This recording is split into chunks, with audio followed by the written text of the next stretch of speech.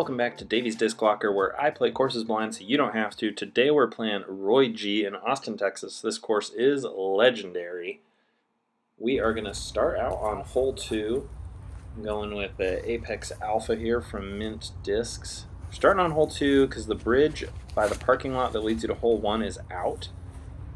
So this is the easiest way to play this course right now. But depending on how far in the future you're watching this, maybe it's all fixed up and you can start on hole 1, which we will show at the end of the video.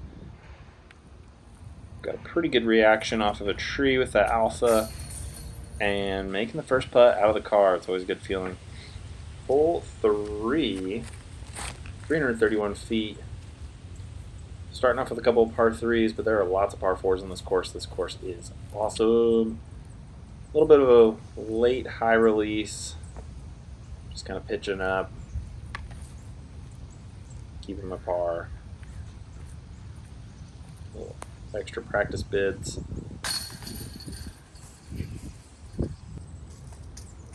On to hole 4, 309 feet, another par 3. Another high right release from me. Somehow keeps fighting forward past this little, I don't know what that is that's in the middle of the fairway, but if you turf something, you're going to hit some concrete. Awkward outside the circle bid, but really no undergrowth or anything, just some trees to avoid on the green here. Hole 5, our first par 4, 709 feet. I got a wind tunnel coming up here through here. Always good to stop if you feel like you need to reset, as long as you're within your time. Going with the Big Z Zeus. This is my oldest Zeus in my bag right now, and it's also the flippiest. I love this thing. Normally I wouldn't bust it out for wooded shots, but when you have these long par 4s, there's really no other option. This is a unique pin position to the right. You can see those yard signs on the left side of the screen blocking off the fairway because they're doing some regrowth.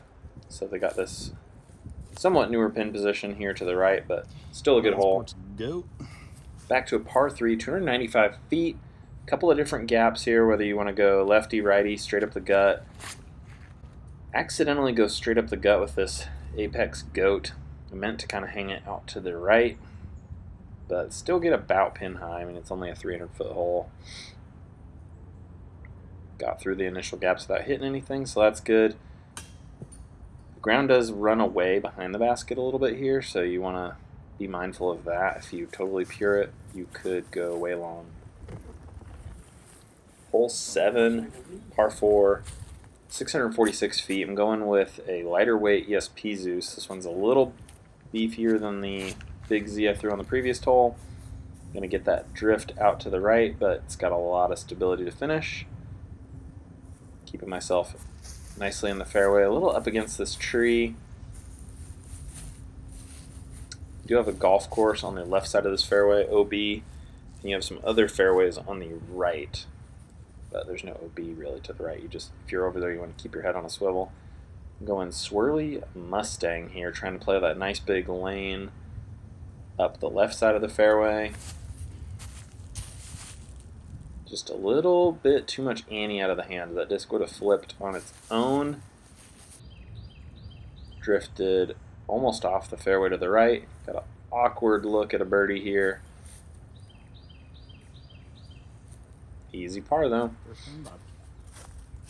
Got another short one, 286 feet. I'm going Apex Bobcat. Perfect flight, just a little late on the release. Would have been well inside the circle if I would have released it on the line I wanted.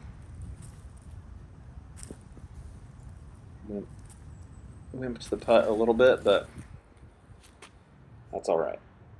Hole 9, we got a left to right hole here, 311 feet. I'm going Apex Jackalope with the 50th anniversary edition stamped from Mountain Sports on there, giving it some height, and it gets down there quite a bit. Definitely a forehand hole, but I don't have a 300-foot forehand right now, so I'm going Alpha Lefty just for fun, see if I've still got it. Not a good follow through, but put a decent move on it. It's down there. So Jackalope got about pin high. No complaints there. I would have liked to be a little closer. so I guess I got one complaint. And just kind of whiffed the putt again. Hole 10, 297 feet. It is right there. After some par 4s, I'm thinking ace run with my hex, and I just grip lock it. But I don't hit first or second or even third available. Give myself a nice look to just pitch up. Give it a soft bid. Another par 4 here, 688 feet on hole 11. Going Big Z Zeus. Drifting it out to the right, hoping it stays right. And unfortunately gets that big skip off the fairway. This is not where you want to be at all. Going Eternal Bullet. Just getting it in the fairway and letting it pan out and get straight into a tree. Still got some work left to do. Lots of options though. Straight into another tree. Camera fell over, but it's kind of cool. You see the clouds moving through there. I did make the putt for a 4. Another short one, 320 feet. This is a right to left hole. I'm thinking Phoenix. Probably should have thrown something a little less overstable, like a Bobcat or an Alpha. Catch a tree. Yeah, here's a good look at the fairway. It's not as aggressively turning as it looks off of the tee. You can throw something that has a more gentle finish. I'll try and give it a bid here with my 4-time zone. Ooh! Can't remember if I hit metal on that. It definitely was really close. Nice group of locals let me play through. And as is custom, we smack it right into a tree when people let us play through. Did a bad job setting up the camera here. You can't really see what I'm working with, but you can see how obstructed it is off the fairway. Zone. Almost threw it in. It's probably just a little short, but got away with it.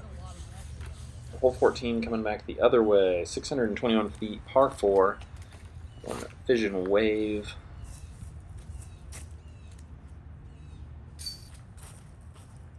Hit a tree, a little low too. Going diamond back here, I believe stand still. Actually, no, that's my hex. Really happy with the angle out of my hand, but just hit that other tree. And Bobcat, total yank. Would have hit someone on this tee if there were people there. I'm hustling, trying to get off of the hole for that nice group behind me. It's just waiting on the tee, watching me hit all these trees and throw bad shots.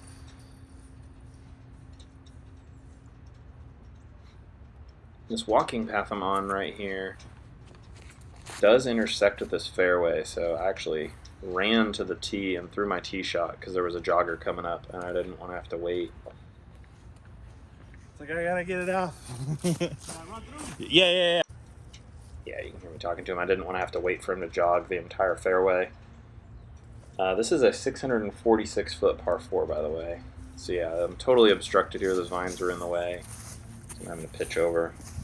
Still got a bunch of work to do. Don't throw a very good upshot. This was the only hole I really didn't like because the walking path intersects this fairway a couple of times. So it's a little distracting, which is like, boo-hoo, who cares?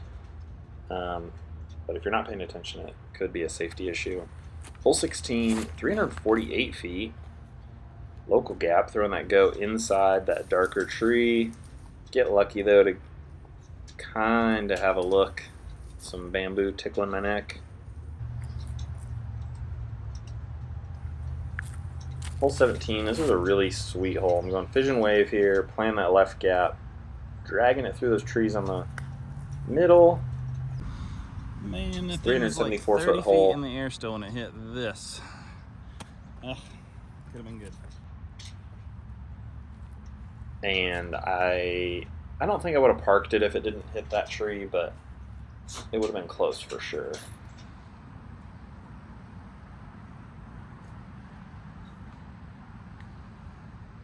Sorry if you can hear my dog in the background. He is restless. But on to hole 18, 751 foot par 4. Lots of big wooded tee shots on this hole. I'm going Big Z Zeus again, just trying to flip it, and I flip it a little too much, which I wasn't expecting. My arm's starting to get a little tired. Normally in the woods, I am against throwing wide rim discs, just because I want to minimize my tree kicks when I mess up. But this course, you have no choice. If you want to get there, you got to throw a lot of drivers even on these, tee shots with a gap or whatever. Little high misrelease there with another Zeus. Bobcat nice and low, but it just drifts over the basket out into circle 2. Whew. Sun still up, just barely. Got probably just enough time left to play my last hole, but the first hole, hole 1. The walk from 18-1 is bonkers. I don't really know how you're supposed to get to 1 easily, but anyways, we made it. Playing the first hole last. I think I'm too big at this point, and this is a 600-something foot par 4, so maybe I'll finish 1 big. Hopefully I won't be any worse than 2 big though, so let's see how it plays out. Apex Alpha From the 2021 VPO.